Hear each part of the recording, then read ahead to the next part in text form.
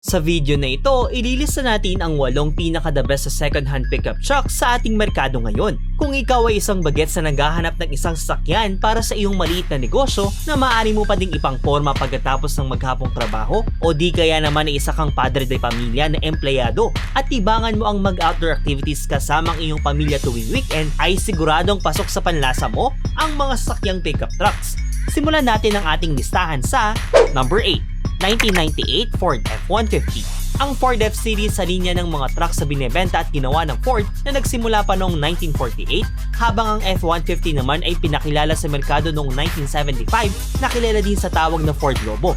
Noong una ay dinisenyo ito bilang full-size pickup trucks, pero di nagtagal ay maraming binago ang Ford sa disenyo at tindig nito para na din makasabay base sa pangangailangan ng mga tao. At sa kasalukuyan ay mayroon na itong 14 na generations. Mayroon itong base V8 engine na 4.6 liter, 220 horsepower at 4,500 RPM. Available din ito sa 4x4 at 4x2 variant. At maaari ka ding makapili sa automatic at manual driving transmission options nito. Medyo masikip naman ito kumpara sa iba dahil sa single cab design nito. Pagdating naman sa pagmamaneho ay siguradong komportable ito at matatag sa kalsada kahit may bulto-bulto ka pang kargamento sa likod na pwedeng umabot sa 628 kilos maximum payload. Hindi ka mabibitin kung hatak lang ang pag-uusapan dito. Sa laki ng makina nito ay siguradong makukuha mo ang gusto mong takbo. Pero asahan mong magiging suki ka na din sa mga gasoline station sa lakas ng konsumo nito. Ang 1998 Ford F-150 ay maaari mong mabili sa average na second-hand market price na 350,000 pesos. Number 7. 2003 Nissan Frontier. Mas kilala sa pangalang Nissan Navara, ang Nissan Frontier ay unang lumabas noong 1985 na unang ibinenta sa Australia, Amerika, Asia, Europe at South Africa. Sa ibang parte naman ng Amerika ay kilala din ito sa pangalang Nissan NP300 at mayroon na itong 3 generation hanggang sa ngayon. Mayroon itong base engine na 3.3 liters, V6, single overhead cam, 180 horsepower at 4,800 RPM. Available din ito sa 4x4 at 4x2 driving options, crew cab design, at maaari ka ding pumili mula sa manual o automatic transmissions nito. Mas magaan ng konti ang kaya mong ikarga dito dahil ang maximum payload capacity nito ay aabot lamang sa 500 kilos.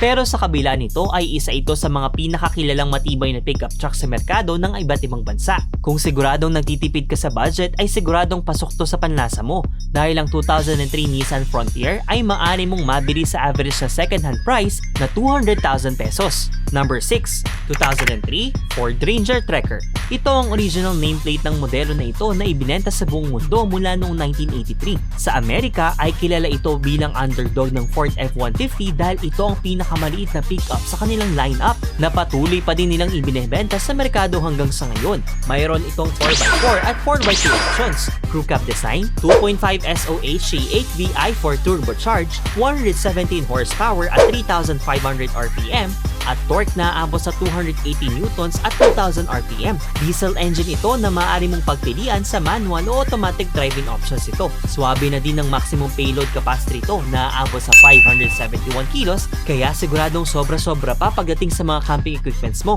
Sa ibang bayan na napuntahan ko sa ating bansa ay masasabi kong umunlad na din dahil ang sasakyan na ito ang karaniwang nakikita kong kaantabay na mga magsasaka sa kanilang mga gawaing bukid. Gamit nila ito panghakot sa kanilang gamit at minsan, pinanghahakot din nila ito ng mga ani nilang palay. Ang small but terrible na pickup truck nito ay maaari mong mabili sa average na second-hand market price na 230,000 pesos. Number 5. 2010 Photon Blizzard. Bagamat gawang China, ang Photon Blizzard ay hindi naman nagpatalo sa merkado. Unang lumabas bilang SUV, ang Photon Blizzard ay nagkaroon na ng maraming pagbabago para makuha nilang makipagsabayan sa pangangailangan ng mga tao sa merkado.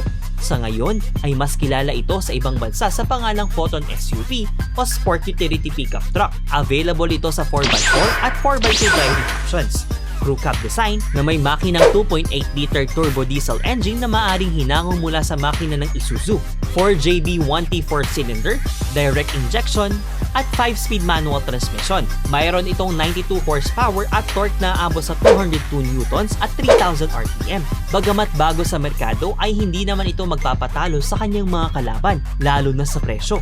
Pero hindi ibig sabihin nun ay malaking sacrifice na ang performance ito. Sa katunayan ay mayroon itong maximum payload capacity na aabot sa 1,000 kilos. At dahil dyan, ang 2010 Photon Blizzard ay maaaring mapasayo sa average na second-hand price na 230,000 pesos.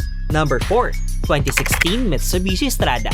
Ito ay isang compact pickup truck na unang kinilala sa pangalang Mitsubishi Triton sa international market at Mitsubishi Forte naman sa bansang Japan. Hanggang sumabot ito sa taong 1991 ay napalitan na ang pangalan nito bilang Mitsubishi Strada. Kilala ang modelong ito sa ating bansa na umabot na sa 5 generation hanggang sa ngayon. Sa sobrang kasikatan nito, ang unang 3 henerasyon nito ay bumenta ng 2.8 million units sa buong mundo. Mayroon itong crew cab design, 2.5 liter, 4D56 diesel engine na kayang tumulak hanggang 178 horsepower at 4,000 RPM at torque na 400 newtons at 2,000 RPM. Maaari ka ding mamili sa manual o automatic transmissions, 4x2 at 4x4 options. Swabe ang interior nito dahil medyo mas modelo at bago ito kumpara sa iba nating binanggit kanina. At kung kalgahan lang ang usapan, hindi rin ito magpapatalo dahil sa maximum payload capacity nito na abot sa 980 kilos. Medyo mabigat lamang ito sa bulsa kumpara sa iba dahil ang average sa second-hand price nito ay aabot sa presyong 750,000 pesos. Number 3, 2013 Isuzu D-Max. Basta pick-up at diesel ay siguradong hindi magpapahuli ang Isuzu sa usapan. Unang lumabas ito noong 2002 na madali namang bumenta sa buong mundo dahil kilala ang Isuzu pagdating sa tibay at performance. Ang unang modelo nito ay hinango mula sa Chevrolet Colorado na nabigyan ng ibang pangalan gaya ng Holden Rodeo at Holden Colorado. Mayroon na itong 3 generation sa merkado at patuloy pa din ang pagmamayagpag nito sa ibang kalsada. Ito ay may crew cab design, 3-liter diesel turbo 4 engine, 130 kilowatts of power at 380 newtons ang torque. Available ito sa 4x2 at 4x4 driving options, automatic at manual transmissions at payload capacity na abot sa 750 kilos. Swabe na ang interiors ito. Pero syempre, ang mga unang modelo ng Isuzu na ito ay kilala na mayroong medyo maingay na makina. Pero hindi naman yun nakakapekto sa performance sa sasakyan mo. At dahil sa kilalang brand ito, ang 2013 Isuzu D-Max ay maaari mong mabili sa average na second-hand price na aabot sa 600,000 pesos.